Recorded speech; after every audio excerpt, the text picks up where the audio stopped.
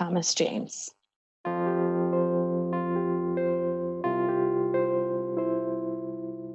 He was absolutely perfect and tiny. His little foot with all 5 toes fit on the tip of my finger. And that's what I remember, so I can look at my finger always and just imagine his teeny tiny little foot. Most perfect foot I think I've ever seen.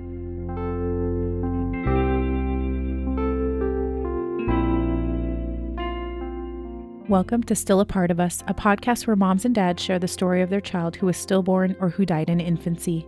I'm Winter Red, and on this episode, Ashley is telling the story of her son, Thomas, who was stillborn at 20 weeks for unknown reasons. As a word of caution to our listeners, this story contains emotional triggers of stillbirth and infant loss. Please keep yourself emotionally and mentally healthy and seek help if needed.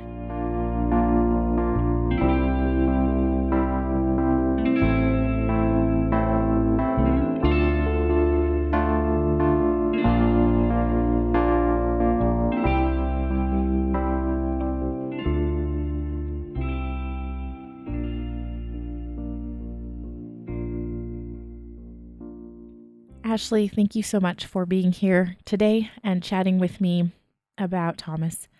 Can you tell me a little bit about yourself? I'm so grateful that you reached out to me, but let's let everybody else get to know you. Okay, so I live in Illinois, central Illinois. I didn't grow up in the town I live in now. I grew up in a very tiny farm town in Illinois. I have 3 daughters. My oldest is 19. My middle will be 15 in September, and my baby just turned 2 in April. Oh, so that's a pretty big gap there. It is. It is. I work for Lincoln College here in Illinois for their adult program. I'm an admissions counselor, so I'm the first person you talk to when you're thinking about going back to school. That's pretty cool. So, yeah. And so you are married right now? I am married right now. Okay. My older 2 daughters are from a previous relationship, so that explains the gap. And then my youngest is my husband, Chad. It's his first child, is our daughter, Hazel. So, Gotcha. Yeah. So you had your arms, you've been busy, it sounds like. Yeah. I've been a mom since I was 19, so that's just what I do. Yeah. And what kind of hobbies do you have? How do you like to spend your free time? Or is it just basically being a mom? Well, being a mom, but I love to be outside in my flower gardens. We've got a big backyard, and we've lived here for 5 years. And in the 5 years, I've kind of made my flowers bigger, and that's where I find some peace. It's just kind of me digging in the dirt, and Hazel can be out there and help and be dirty and pick up worms and do all that stuff. So it's something I can do with her. And my older girls, we like to do puzzles together. Oh, really? So, yeah. That's wonderful. That's great. Big, complicated ones that take us forever, but it's fun. We are actually recording this at the time of the pandemic, and so I'm sure you guys are loving that, Yes. The puzzles especially right now, huh? Yes. Well, and it's made things in our household a little bit different. My girls, like I said, they're from a previous relationship, so they have a stepmom, and she's actually expecting right now. So to keep everybody safe, they were with me for the month of April, and they're with their dad for the month of May. We kind of, instead of doing every other week, Gotcha. We figured that was the best. And they've never been away from home this long, so it's been interesting to not have their help, because they are definitely a huge help, especially with their little sister. Oh yeah. That would be super helpful. Yeah. And tell me, so you are living at the time of Thomas's birth. Where were you guys living? Are you living in the same town in the same house? Yeah, okay, we live great. here in Germantown Hills. Okay, wonderful. And then let's give everybody a little bit of reference. When did you find out? And when was Thomas born? So we found out the day before. So I had gone in for my 20-week appointment on October 10th. And I had sort of had like an intuition, but I was trying to convince myself I was wrong, because I hadn't he's my fourth pregnancy. So I definitely thought by 20 weeks I would feel a lot more movement. Mm. And I had just barely started to feel him at 16 weeks when we went in. And I just wasn't feeling him like I thought I should be. And we went in for 20 weeks and I went back for the ultrasound and they asked if I'd been feeling him move. And I said, not like I thought I would. And, they said, well, your placenta might be, we're positioned to where you can't really feel him, trying to ease my fears before they actually did the sonogram. And then I can remember, they, in my doctor's office, they lay you back, and I'm not sure if it's the same everywhere, but there's a huge screen, like a movie screen, Yeah. so I can see everything. Yeah. And as soon as the wand was on my belly, I knew something was wrong because he was just like curled up in like a little tiny ball. Mm. And then I don't remember much.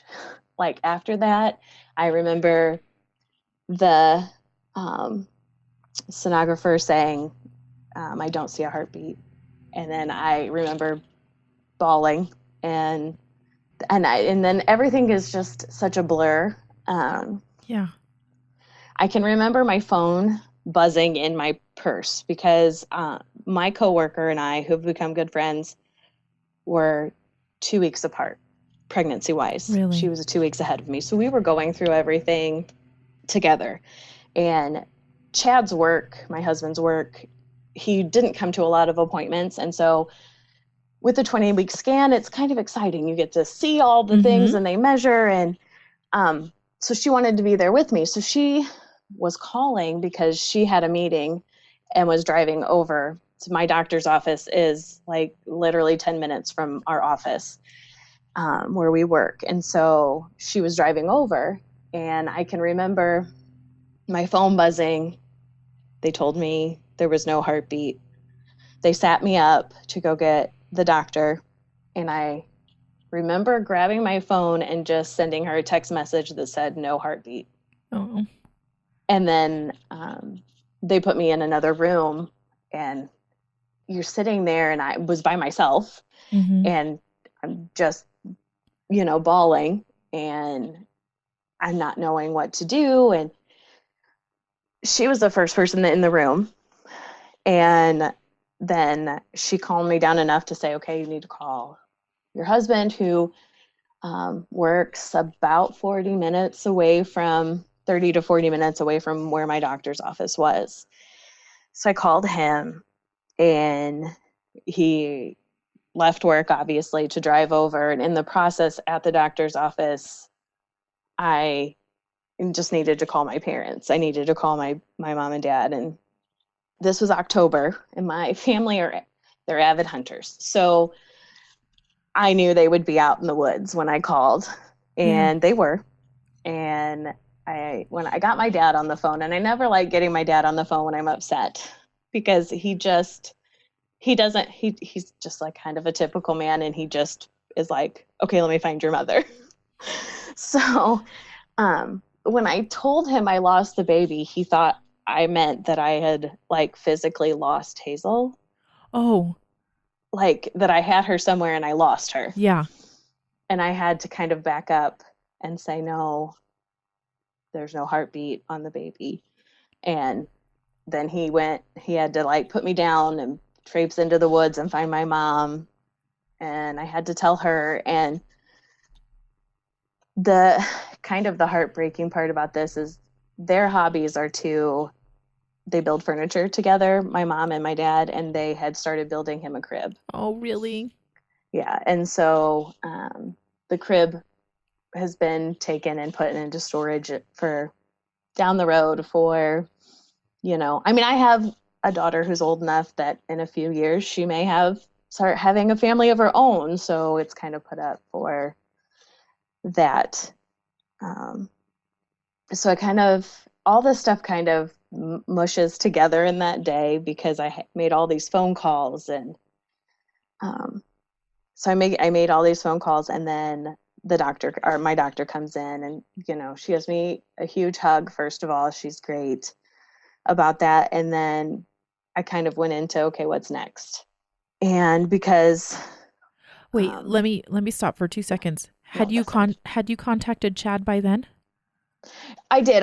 He Okay. was, so after my friend got to the office, she was like, okay, you need to call Chad. So he was my first phone call. And then once I got off the phone with him, then I called my parents. And then was he heading over to you And at he that was time? heading Okay. over. Yeah, I just wanted to make sure that I got that right. Yeah. Initially, I had told him no. I think I just didn't know. I was so distraught. He was like, do you want me to meet you at the office or at home? And I think at first I thought, I'll just go home. But I was way too upset to drive myself home. Yeah. And so I'm not sure. So then in our conversation, I kind of backtracked and told him to just come to the doctor's office. Okay, good. So now I do want to ask, so you and Chad have been married and you have Hazel yes. together, and then were you expecting to get pregnant with Thomas? Was that No. planned? It wasn't planned. Okay. He was not. Honestly, the only one of my children who have been planned is Hazel. Oh. um, that's okay though. No. So I nursed Hazel until she was a year old, and then I tried to wean her, and she got really sick, and so then all she wanted was to nurse. Yeah. And so we nursed again for another month or so, and then I weaned her again in May, and then I ended up getting pregnant with Thomas. Oh, okay. So he was a spectacular surprise. Yeah. So I actually found out the test was positive in the Target restroom. Are you serious? Yeah. Yes, I am. Because I was with that same friend, and I was telling her I was tired, and I hadn't been feeling good, and she was like, have you taken a test? And I'm like, no, because it's just stress. And she's like, we need to take a test. And so we went to Target, and she went to Starbucks in the Target, and I went to the restroom. And that is really funny. Yeah. So yeah, he's my Target baby. Oh man. Okay, so you guys were both surprised, but excited? Yes. Are looking forward to it? Oh yeah. Yes, most definitely. I mean, at first it was quite a shock because we were like, what are we going to do with 4 children, and where are we, going to put everybody? Because right now the girls all have their own room, but we're out of rooms. And so it was kind of the discussion of who's going to move where, who's going to share. Do we have the baby share? Do we have the teenager share? Yeah, there was a lot of conversation, but we were excited. That's wonderful. Especially to have a little boy. And when did you guys find out that Thomas was going to be a boy? So my cousin came home from California and talked me into doing the blood test, the one you can order in the mail. I cannot remember the name of it. So I did it. And at first I thought I had done it wrong because there's a lot of rules. Like Chad couldn't be in the same room with me. You have to clean your hands and all kinds of stuff to make sure that the test comes out correct. So I did that at 10 weeks, and I think the results came back between 10 and 13 weeks. Okay. I can't remember exactly. Yeah. And then at my 16-week visit, they could see and confirm that the blood test was right. Was correct. Yeah. Yeah. Having a boy after 3 girls. I also wasn't sure what I was going to do with the boy. I know. I would be like, I don't know what to do. Like, this is weird. Yeah, it would have been a different world for sure. I bet Chad was excited. Oh, he was so excited. He was very, very excited. Yeah. Okay. Well, thanks for letting me touch on those, because I was like, I kind of like to hear if you were planning it or not. Sounds like you were not. No, but there's something. It was definitely a surprise. There's something kind of fun about that too. So, so you are at the doctor's office, and your friend has come. Chad is headed to you. You've just chatted with your doctor, and now you're kind of starting to get into what we need to do next. Walk me through that process. I had calmed down enough to sort of be like, okay, now what happens? And at first they had said they wanted me to go home and process. And I thought, I'm not exactly sure what I'm going to process. Like, I didn't want to go home and be pregnant and know he wasn't there any Yeah. longer than I had to be, if that makes Mm-hmm. sense. Mm-hmm. Mm-hmm. I had like I said, I kind of had intuition. So I would say, if I really think back, I probably had an idea sort of late September something was up Oh, before really? my appointment on the 10th in Okay. October. But I really wanted to be wrong Mm. and just, that I was going to go and everything was going to be fine, that I was just overthinking it. Um, so I had asked if I could go to the hospital that night, that, Chad and I didn't want to go home and think things through. Our older girls would be fine, taking care of themselves. And actually, we have family that lived just down the street, so they were fine.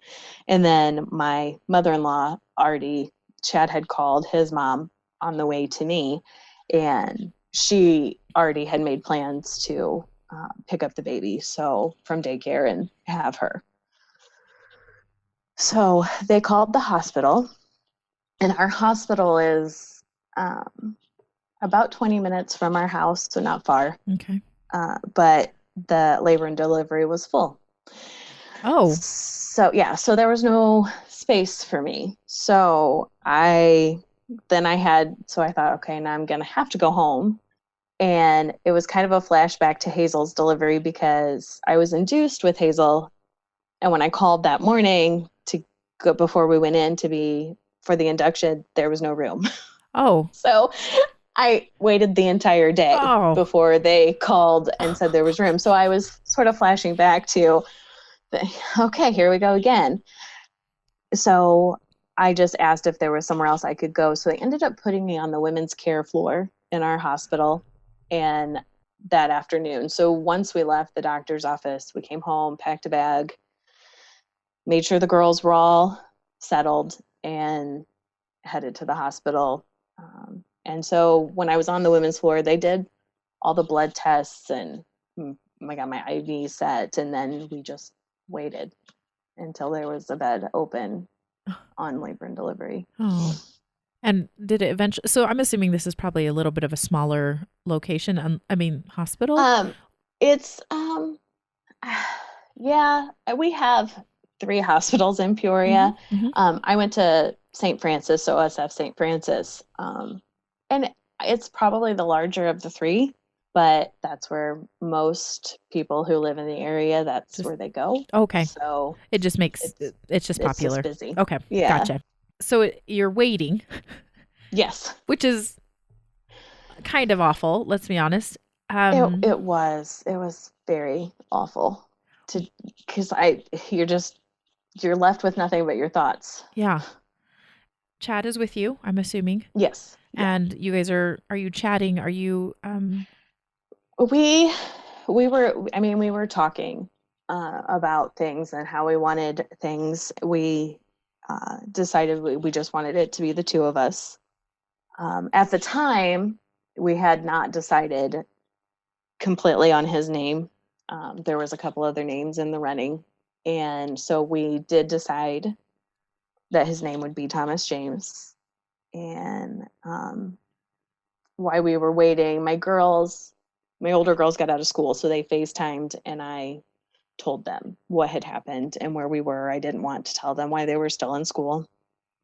I did give them the option, though, to not go to school the next day, because this was a Thursday, and so they would have had to go to school on Friday. They both decided to go. I learned after the fact that they both sort of broke down during the school day and probably shouldn't have gone. They didn't tell me that until after, but they were just trying to be strong for me. They're definitely my protectors. Oh, that's really sweet. And I'm sure it sounds like they were very excited also for them They to feel were. so... My oldest, though, she's funny. She's told all of her parents no more children after the one that's coming in August, no more children, because she's getting so old. It's just weird. Oh, that's funny. Yeah.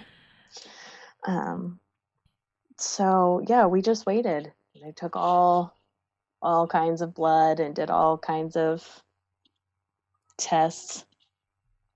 And it was probably about 4 a.m. that they came in and said they were moving us upstairs. Okay.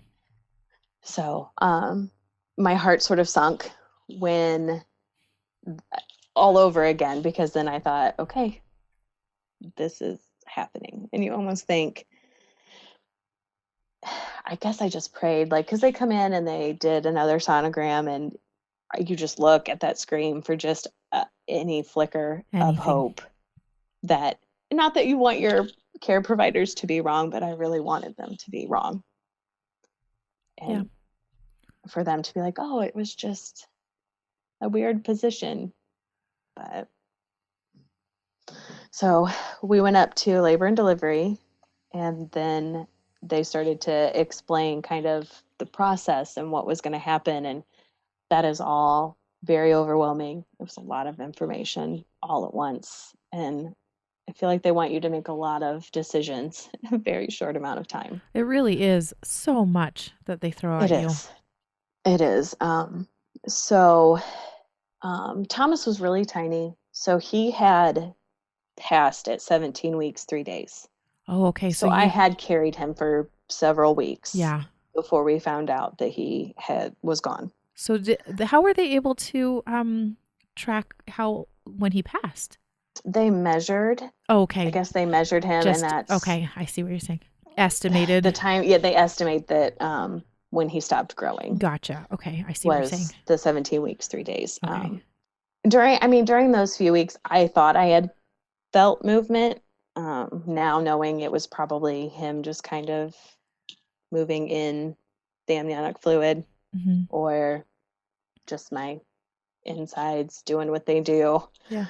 And so, so that was kind of a hard thing to process, was that what I thought was him wasn't. Yeah. So he was, like I said, tiny. And our nurse came in, and people don't talk about this stuff. And when it happens to you, you are like, wow, like, I feel so alone. No one talks about this. We never expected this to happen to us. No one thinks. He was my fourth baby. Not ever once did I think anything bad would happen with my pregnancies. And I guess I should back up. My pregnancy with Thomas was different than my girls. I did have to take hormones in the beginning. Okay. So I had to take progesterone because my progesterone was low. I'm 38, so they call my pregnancies a geriatric pregnancy, which just sounds terrible. But I did have to take progesterone. I didn't have to do that with any of my girls. Okay. So, there was some differences from the beginning, but I still never thought in a million years, that I would hear those words. We can't find a heartbeat. It's like a trap door opens and you just fall when you hear those words. So, but our nurse told us that she had like 3 moms just in the last week that had lost their babies. Yeah. And so you realize just how vast in this little community of ours is, but how everybody's so uncomfortable, talking about it. Yeah, they don't want to hurt your feelings. They don't want to bring something up. And you're like, actually, I wouldn't mind talking about my son. Yeah. So she kind of explained what was going to happen, that they were going to start my labor with Cytotec, which is the worst. It is the worst. It's pretty rough. I'll agree with you on that. It's rough. It is very rough. And so they were going to start that. And then came all the decision making. So because Thomas, it's so strange how they decide what's a stillbirth and what isn't. Yes. So he's technically, because he stopped growing at 17 weeks, 3 days. And I found out at 20 weeks, he's not technically considered a A stillbirth. stillbirth. Yeah. Yeah, he's considered a late term miscarriage. Yeah. And that, I mean, personally, that really, it bothers me because I did deliver him. Yeah. And he was 10 fingers, 10 toes. You know, like, I mean, he was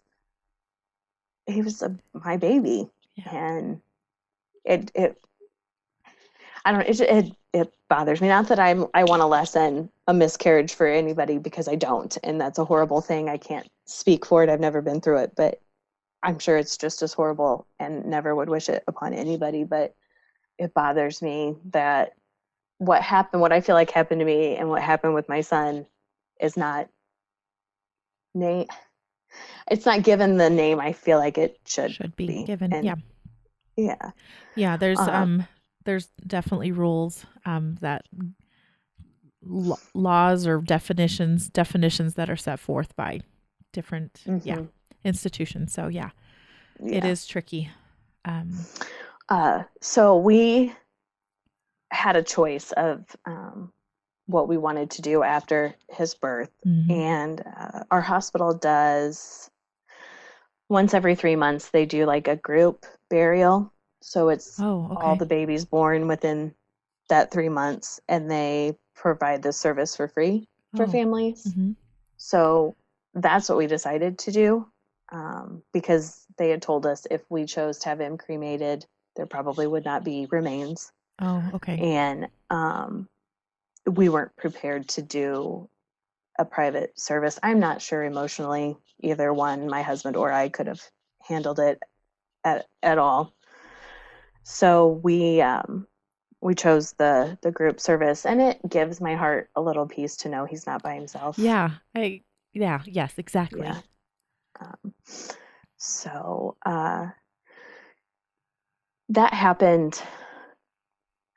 It was rather quickly. Because they have, so every 3 months. So January, April, July, October, I think is when they are. Yeah. Okay. And so I thought for sure we would be the January service. We actually ended up being in the October. October service. It ended up being on the 24th. So it was still very fresh and new.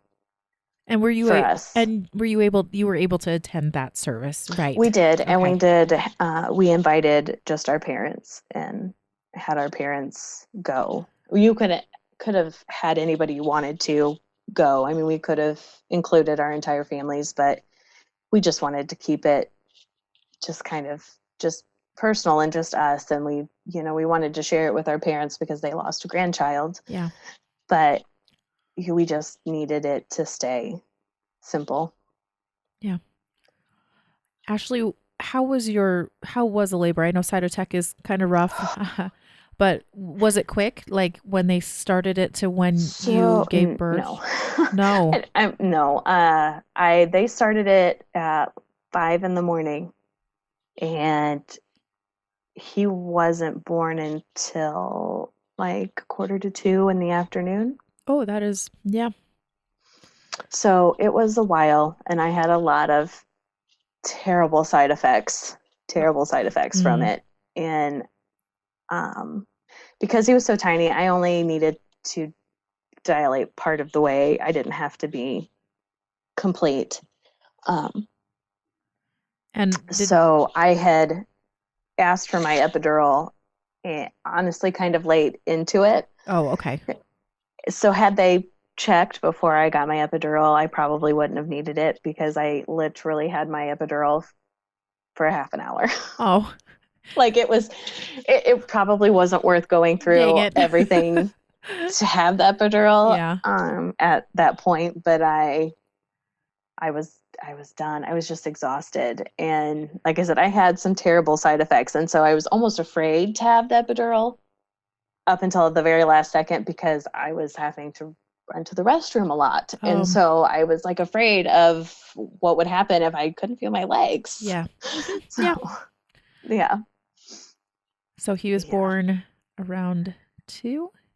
Around 2 in the afternoon. Yeah. How was it after he was born? Did you guys get to hold him? Did you? I held him. Chad chose not to. Uh, he did come over and, look at him and talk to me about him, but I held him. And I can remember, like, after he was delivered, I remember, like, when they came in and told me it was time to push, and I can remember just feeling distraught because I was like, oh, it's going to be over now. And looking at Chad, and then a couple pushes later, he was here, and I can remember. So in my doctor's office, there's my OB and there's a midwife, and the midwife actually delivered me. And I can remember her saying, oh, Ashley, he's perfect. And then she handed him to me. So she really did make it like you want someone to say to you, your baby's perfect. Yeah. And I needed him to be seen as perfect to someone else besides me. And I can remember holding him, and he had his nose is exactly like Hazel's nose. And Oh, so, really? because I can remember like looking and being like, okay. Then I was calling him my little pirate baby because one eye had opened and one was still closed. Oh. But I just counted his fingers and counted his toes, and he just was just perfect. And I say that thinking like, I almost feel like I would have, not that I wanted anything to be wrong with him, but to like see how absolutely perfect he was, and then to think, why was it not meant to be, for us? Yeah. For number 4. And I am blessed. I know I don't take that for granted. I am blessed with my girls, but it doesn't take away the hurt. Yeah. To not have him here. So how big was he again? So that's part of some of the things that bother me. I don't know how much he weighed. Oh, really? Because they never told me how much he weighed. I did some Googling, and Google says 11 ounces. So I'm guessing he was probably about 11 ounces. Okay. But he was 7.5 inches long. I do Oh. know that. They did measure it and write it down for me. So he was very tiny. He was so tiny. But I mean, so tiny, but just so perfect. So perfect. Mm-hmm. Oh. Yeah. How long did you guys spend time with him? I kept him for about an hour. There wasn't a lot of, the nurses left us alone with him for about an hour, and then they came in because they wanted to move me from labor and delivery, I'm assuming as quickly as possible, just because of other people having their babies. But we probably could have decided to keep him longer, but we weren't offered a cuddle cot or anything like that. And he was starting to show, signs rather quickly. Yeah. And I can remember, it's funny, I remember one of the first podcasts I listened to, I don't remember the mom, but I remember her saying like, she just wanted to keep covering her baby up to keep them warm, and then realizing that they needed to keep them cool to keep them longer. And I can remember now, I just kept pulling the blankets up because I had him up on my chest in like one hand, and I just kept pulling my blankets just to try and like keep him warm and snuggle him close. So that's what moms do. They nurture. Yeah, it is. And take care. So while we were sitting there, and I was and Chad and I were just talking, and I was looking at him, and not a lot of things stick out in my mind from Chad in the hospital, because he was just really quiet, except for he did say to me, I feel like someone stole from me. And that just broke my heart. It just absolutely broke my heart that he would feel this way. And then as a mom, you feel like there should have been something you could have done when there was nothing that, could have been done. Yeah. You always try and find a reason. You always try and find like, what could I've done better? Or Hmm. It was that thing I ate or, that exercise I did. Yeah. Yeah. There's always Yeah. something that you Yeah. feel Or like, whatever, extra walk or mm-hmm. extra, yeah, anything. So they took Thomas and they kind of cleaned me up and took my epidural out and moved me beds. And then I got him back for a little while. And I just sort of told him about his sisters and about our dog and, just all the things I wished for him. And I told him both my grandparents are passed, and so I told him to be good for his grandpa and his Gigi. Mm. And because I know my grandma's got him, and I know they're up there rocking because my grandma was a nurse, and that was her favorite thing to do was rock babies. So I know she has him, and they're rocking away. And then I would see him soon. And then I kissed his little forehead and handed him to the nurse. And then she took him to the nursery because she told me she didn't want him to be in my room alone, which was comforting Yeah. because she was just making me feel like he mattered. And so we let the nurse take him and they moved me back to the women's care floor. And I just was there and got food and we waited, for my epidural to wear off and to make sure I was doing okay. They were really concerned about infection because I had carried him for so long and didn't know. Yeah. Okay.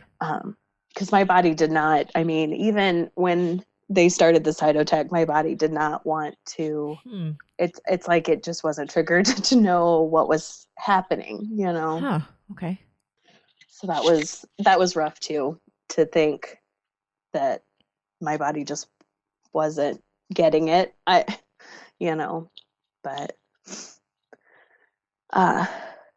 shortly after, we started to kind of calm down and we talked to some family members. But like I said, we didn't have anybody come to the hospital.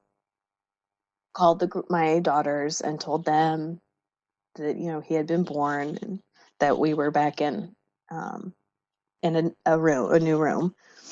And then they came in and the hospital provides like the little crocheted cradles. Oh, uh-huh. And so he had been in there and then they had wrapped him in a white Afghan and the hospital does pictures.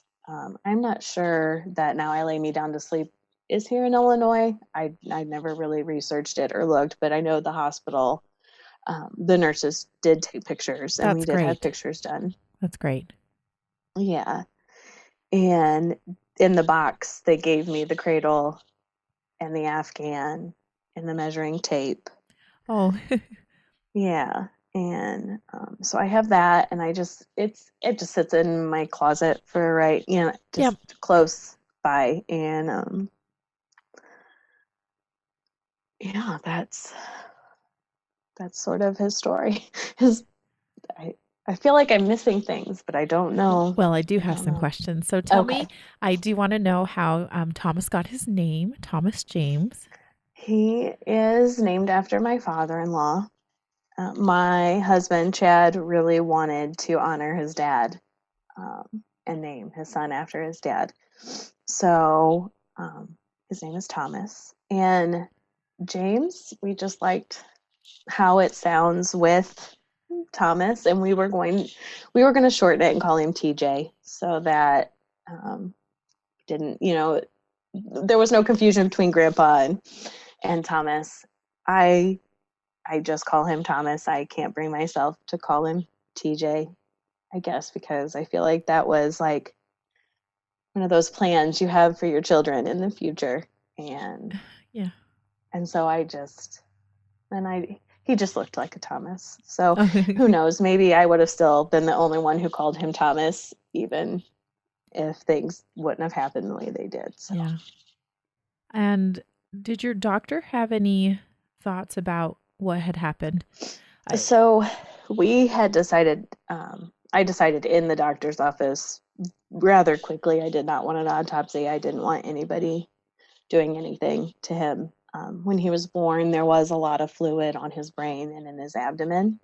So their best guess is hydrocephalus. Mm, But it's hard for them to know if all the fluid was because he was in utero for those weeks or if it truly was hydrocephalus. So I guess we don't really know, okay. but that was what they said their best guess was. Gotcha. Just from a visual Yeah. look at him. Okay. Yeah. We did have them take blood from the cord to send to Mayo's, but I still don't know any results from that. And there may not have been any. It may have just all been inconclusive stuff. Right. Yeah. And some part of it's like, if I knew this, would it make me feel better? Not really. Yeah, well, and that's what Chad said. That's because for a while it bothered me, and he goes, it wouldn't bring him back. It wouldn't change what has happened to know. You would almost, he goes, you would feel worse because he knows I would try to find a way to make whatever it was my fault because I felt very guilty. Really? I did. I'm his mom. Your number one job as a mom is to protect your kids, and he was supposed to be in the safest place he could be. And for a long time, and I know it's only been 7 months, but for those first few weeks and months, I really did feel like I did something that failed him in some way. A lot of therapy has brought me to realize that's not the case. Yeah. But I really did feel a lot of guilt about it in the beginning. I know it's so hard to, yeah, you're right. You feel so responsible. You do. And it's my heart knew. It was like it couldn't convince my brain that, there was nothing that could have changed it. Yeah. Yeah. You went home. We did go home. They actually kept me. So he was born Friday afternoon. So on the 11th. But you'd been at the hospital since Thursday. Yes. So we went in on the 10th, and then early in the morning on the 11th is when they took me upstairs and started my labor. And he was born on the 11th that afternoon. And we actually went home on Saturday. Oh, okay. Yeah. So, and I kind of think they could have let us go Friday evening, but like I said, they were still really worried about infection. And so they kept checking my blood to make sure that there was no infection. Everything went as perfectly as it could have with my delivery. They wanted him they said intact. So they wanted his, the amniotic sac and everything to, stay together because there was 3 weeks of no movement and and so I'm sure it would have been a really scary, bad situation if that would have gone a different way. Exactly. So, yes, that's completely right. Yeah, but they still were just checking, and obviously they were keeping an eye on kind of my mental state. At the time, Hazel was only 18 months old, and I had very recently, had just stopped nursing her. And so I had a lot of just hormonal stuff going on from her still, and then all of this. So they were really keeping a close eye on just kind of how I was feeling and doing with everything.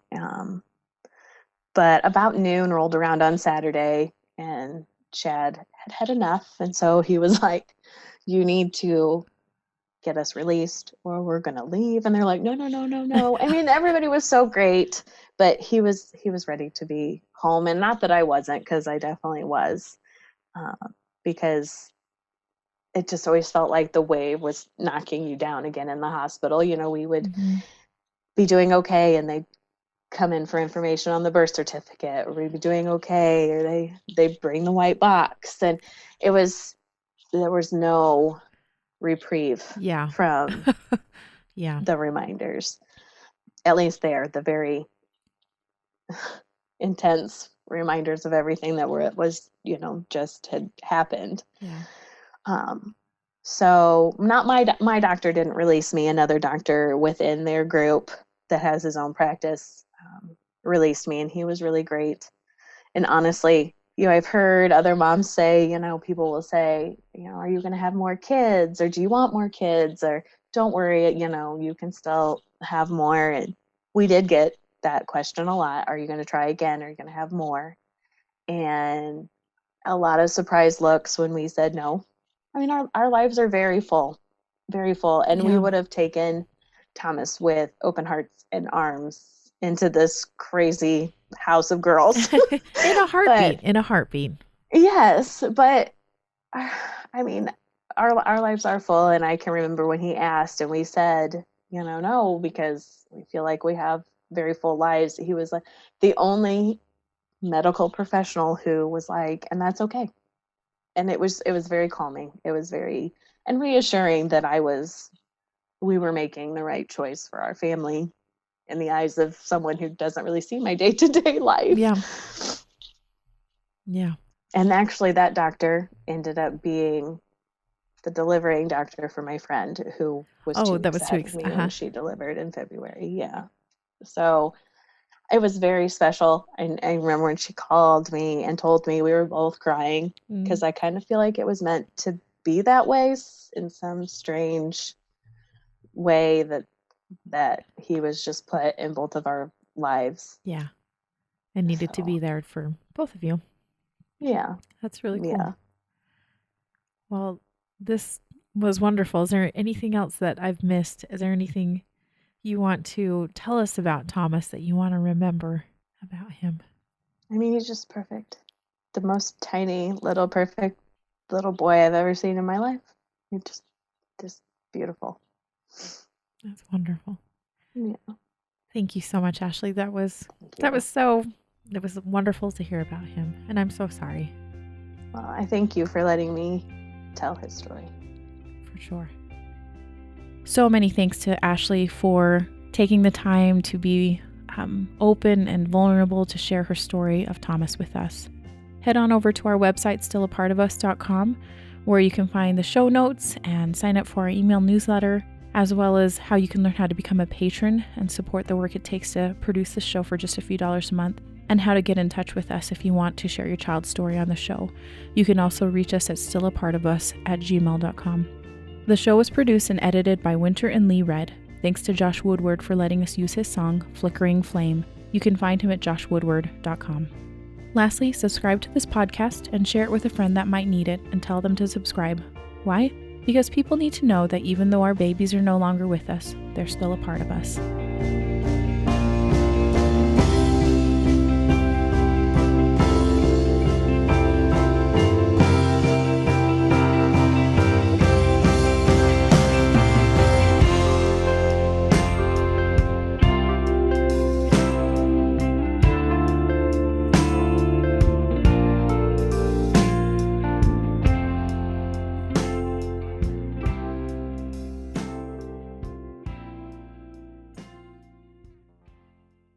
If I were two-faced, would I wear this one?